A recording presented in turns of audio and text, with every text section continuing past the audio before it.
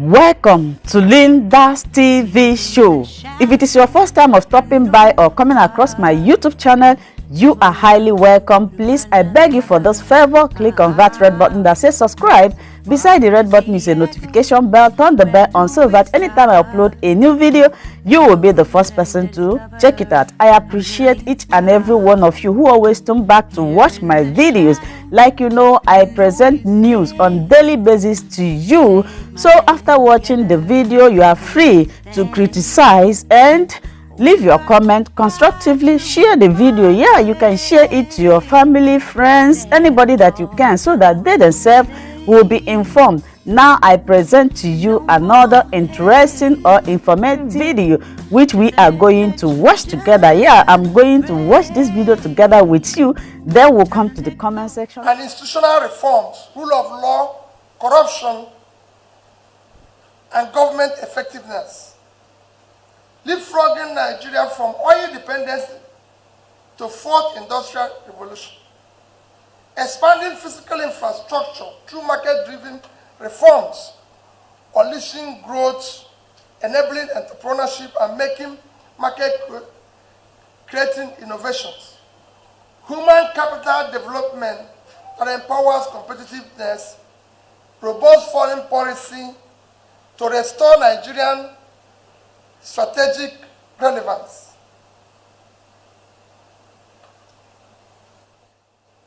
These are things for us that are critical that we want to do. Like I said, our goal is to bring back the trust of people in governance. And that is why I said I will do a brief introduction and then go on to deal with the questions or the issue of concern to the chamber, which I think is the concern of the Nigerian people. Because from what the president and the leader of Mr. Ayo have said, it is for us to deal with the questions that have been brought up. So once again, I thank all of you after this brief introduction and hope that I will now go on to comment on the various issues or as laid down by those who are going to be the panelists. And after that, I'll do a conclusion, which will be my remarks. Thank you. Mine is to always ask the same question. How do governments of other countries get their own liquidity? Because they are going through the same problem we're going through. For government, you've seen government complain every day that we have a revenue crisis. That our revenue to GDP is low. That's what you hear every day. We don't get enough revenue. My answer to that is, it's wrong. Revenue, for you to generate revenue is like going to a bank. You have to pay interest. Then you can get withdraw. You can't go to withdraw without paying. And how does government pay in? It is the job of government to ensure and to invest in economic growth and then create job and employment which will allow people to come and pay taxes. You cannot have 100 million people living in poverty and you're expecting robust revenue. Where are you going to get it from? The number of people, if you use the standard, Nigeria is 200 million people. So the number of people that are supposed to be working, gainfully employed, if you use the world average of 50-60%, it's 120 million. But all of us know that today, the number of people that are gainfully employed and working in Nigeria is about 40 million. So you have about 60 to 70 million people unproductive. So they're not doing anything for you. So what you need to do is start pulling those people out of poverty, have a robust economic growth, and then you will be able to have the liquidity the government needs to function. How does government generate money everywhere is to ask questions, and if I may use just one situation, one country, to give you an example, a big country, let me not leave the Western world, America and Britain, and go to Asia, China. China finances its budget. Today, the last budget that followed was about 4 trillion. Out of this 4 trillion, 3.2 trillion came from taxes. 50% of that came from tax to micro, small businesses. And this segment is providing job. 60% of the job in China. Employed people in China is 800 million, so they are providing 540 million people. In fact, in urban areas, they're about 80%. So it's a simple thing that you need to inject and support the economy for economic growth, which will in turn make people, the more you're robust and your economy is, the more you can earn from taxes and other incomes. That's how government can be liquid. Again, countries borrow money. They borrow money and invest. If you borrow for investment, which is what I'm saying before, you have an economic growth, which in turn brings in more liquidity and revenue. And my sister was saying how we're going to deal with the issue of, again, resources, because what they're saying is that almost same thing. How are you going to help with the issue of resources?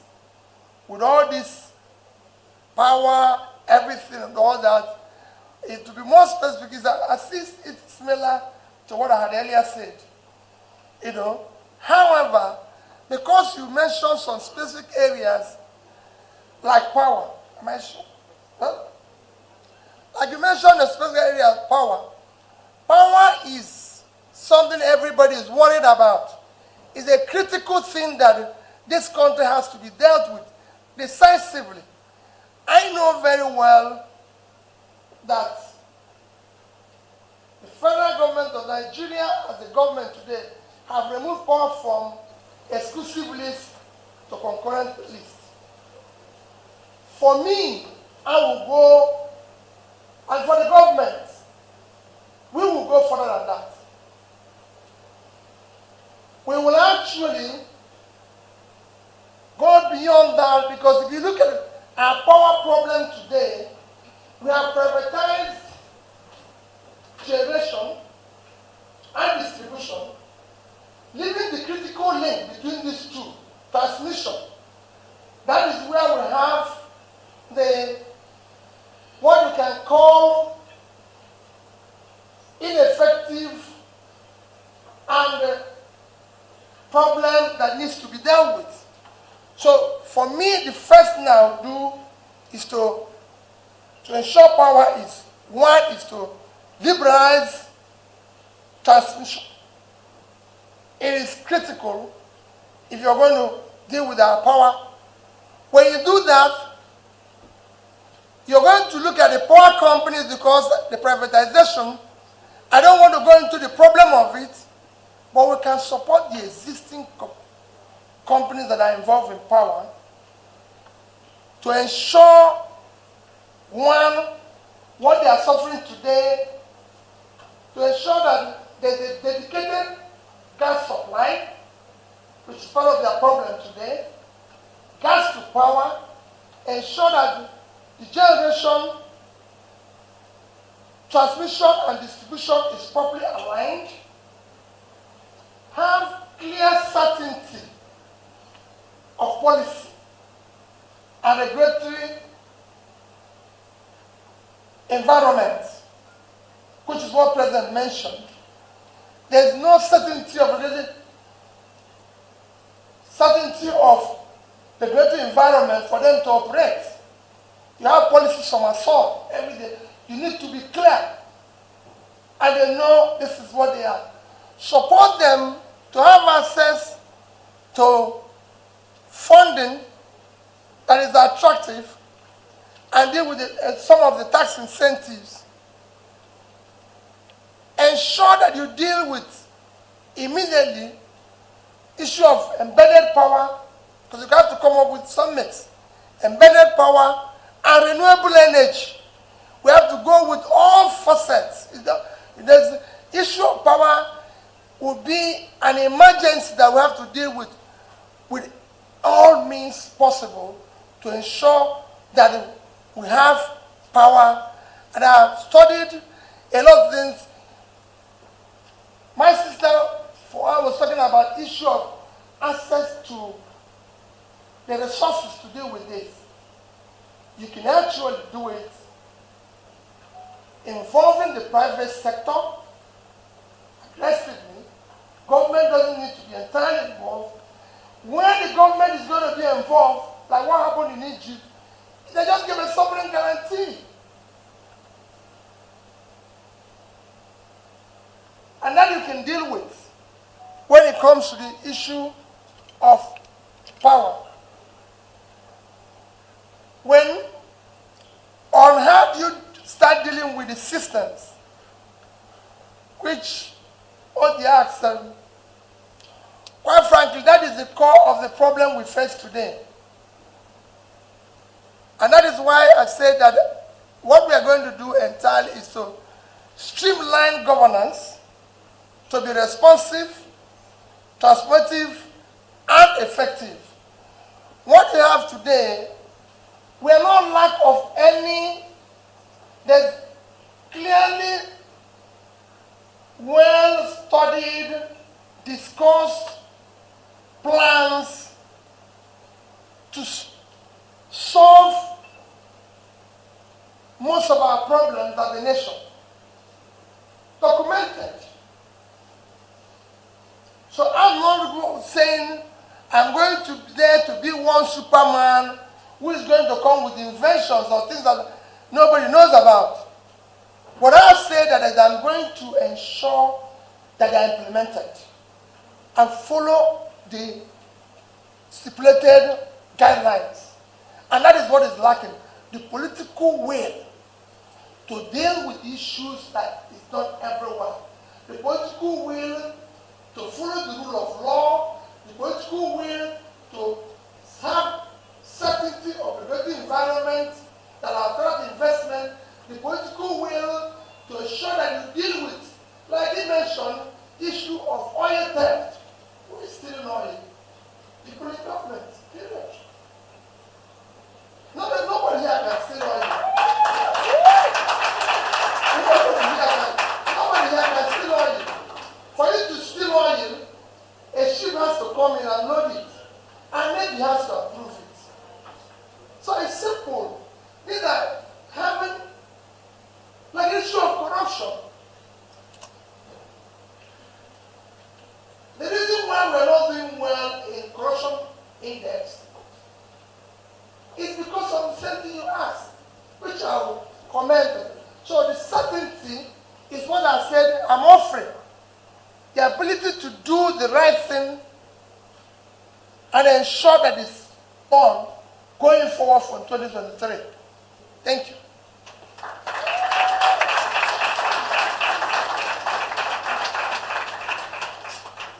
Please, let me probably start from the last question of the exclusive list. There's quite a number of things that is not supposed to be there.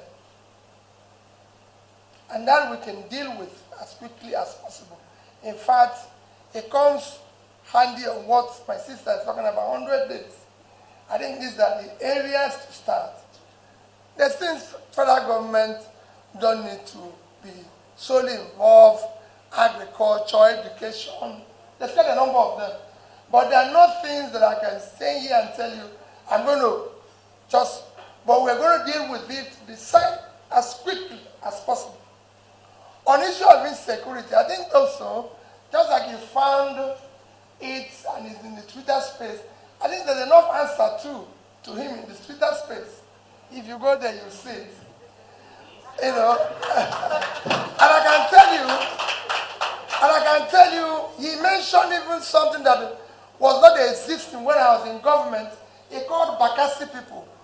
Bakassi people have been gone far before I even came into government, showing somebody who doesn't have knowledge of what happened while I was there. So if people say, so he mentioned that wasn't the case. Let me tell you, whenever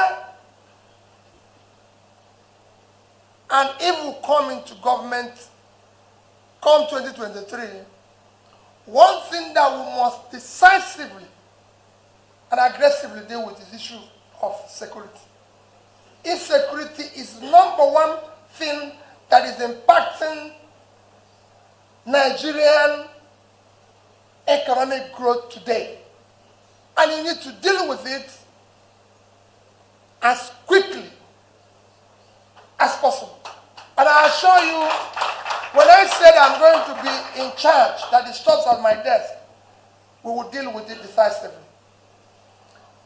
Insecurity, people will say, so how are you going to deal with it?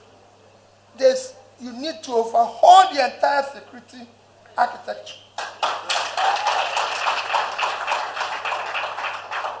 Ensure that it is put in place aggressively, including having multi-level policing, federal, state, community. Train them properly, equip them properly, and provide them with modern gadgets.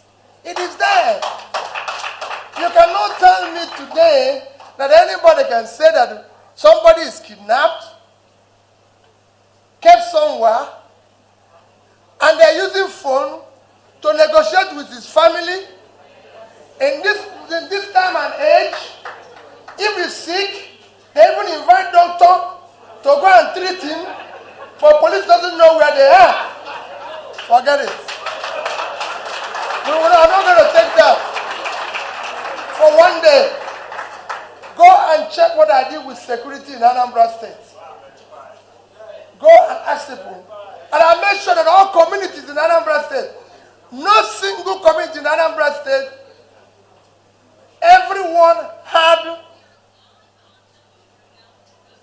community security system paid from the office of the governor. We provided every community vehicle, a pickup vehicle, brand new, with gadgets for security purpose. No state in this country had done that.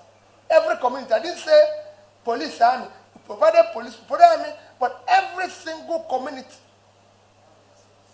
And I can assure you, we will do exactly that, because at the heart of whatever we're going through today is security, and it must be decisively dealt with.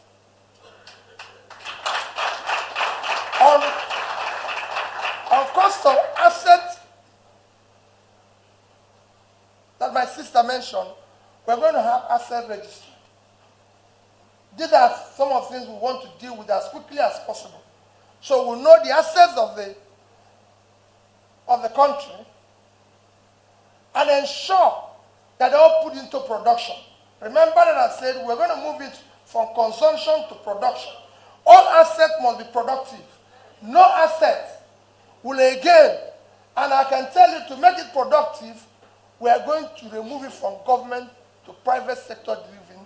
I'm not talking about transactional private sector driven, genuine private sector driven. Cost of governance, I don't need to tell you more about cost of governance, except to go and verify what happened in Anambra State. That is all I can tell you. I have an allergy for waste. As a person. And the same thing will apply in government. So when it comes to issue oil theft, I've said it before, there's no way under my watch we will not find solution to oil theft. It's impossible. Even when we talked about what ASU is demanding, that everybody is asking for money.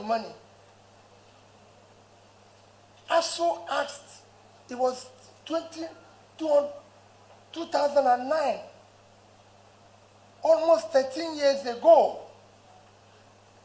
that this agreement was reached by government. And I know it was about 1.3 trillion, out of which Jonathan's government paid 200 billion, remaining 1.1 billion, 1.1 trillion. Let's say that is the situation. The waste, the stealing, would have paid that since. With effortless ease. Look at our oil tax. At a time we critically need every single resources. In July, we are the only country in the world that is not meeting our OPEC production, except Venezuela, because of sanctions. In July, you know, if our production was 1,083,000. So in July, we have 717 shortage daily. Multiplied by 31 days is 22,227,000 barrels. On the average pricing of oil in July, it is 110. So we lost $2,445,000,000 in 1 month.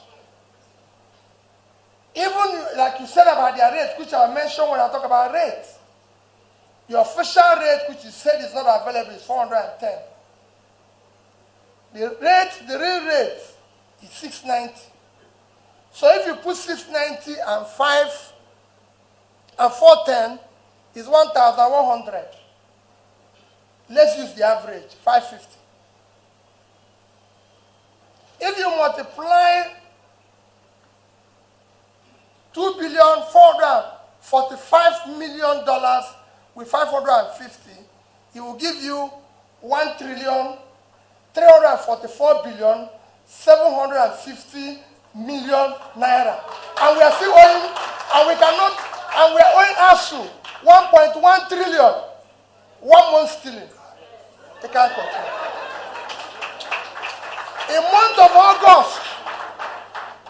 August, it became worse. Our oil supply in month of August went down to 975. So for month of August, we are losing 825 barrels per day. 825,000 a day. Multiplied by 31 days of August. It will give you 25,652,500. That's what we do. 25 million. Throughout the month of August, oil is sold for 100 million. For 100 naira. $100, sorry. $100 throughout that month. So in the month of August, we lost another $2.5 billion. Multiply it again by 550, it's about 1.4 trillion. It can't continue. It is official stealing. We will deal with it decisively. Even if it means having to, why will government be borrowing money when somebody is there cutting away money? How? Duty Weber. I can assure you that under my watch, all duty waiver, if at all is going to happen, must be clearly defined to impact positively on the people. Not for anybody's benefit, no matter who. You must pay the duty. If you're not going to pay it, it is as a result of that fact that we are bringing in this for the purposes of the people. Like maybe health equipment. So we know we're going to put it not in presidential clinic, but in Jarak clinic. We will ensure that. So the two waivers is this on exchange rate, which you've mentioned, because people have asked questions, how do you control exchange rate? Exchange rate today, as you know, the greatest impact of exchange rate in our system is physical recklessness. Just like our inflation. You can deal with it in two items.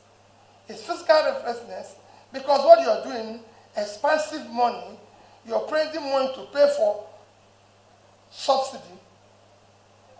If you remove that and remove borrowing for consumption, you stabilize and aggressively going to what I said, moving the country from consumption to production, you stabilize your rate.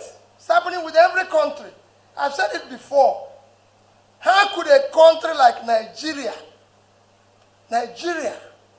with 923,000 square kilometers of land, 200 plus million people, total export last year, even using their own rate, let me now use official rate, is $47 billion. It is unacceptable. Our comparative states I use every day is Vietnam.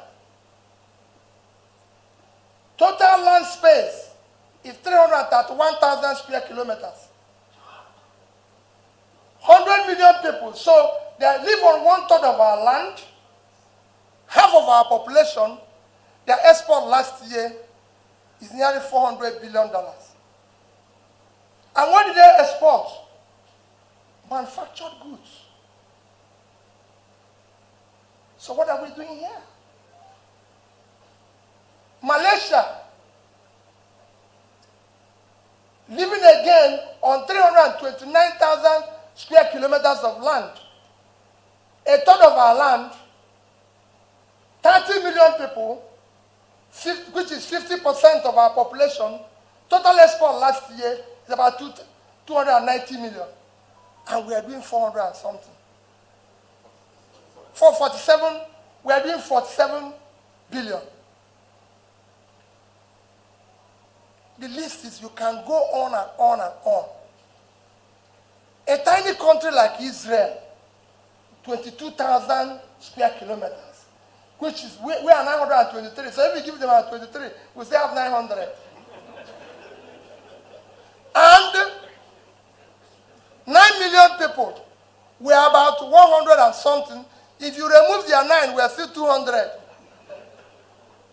Total export last year is $59.8 billion. They even did always to wise us. They cannot continue. The list is endless. Thank you so much, my wonderful viewers, for watching this video together with me from the beginning to the end. Like I said before, if you like what you see here, if you like what I do in this platform, as you have finished watching this video, please hit that red button that says subscribe and put on your notification bell to all notifications. In that way, you'll be able to know when I upload a new video. Share my videos, leave your comments in the comment section constructively. Until I meet your way again in my next video, I still remain your Nnamdi's TV show. Bye-bye.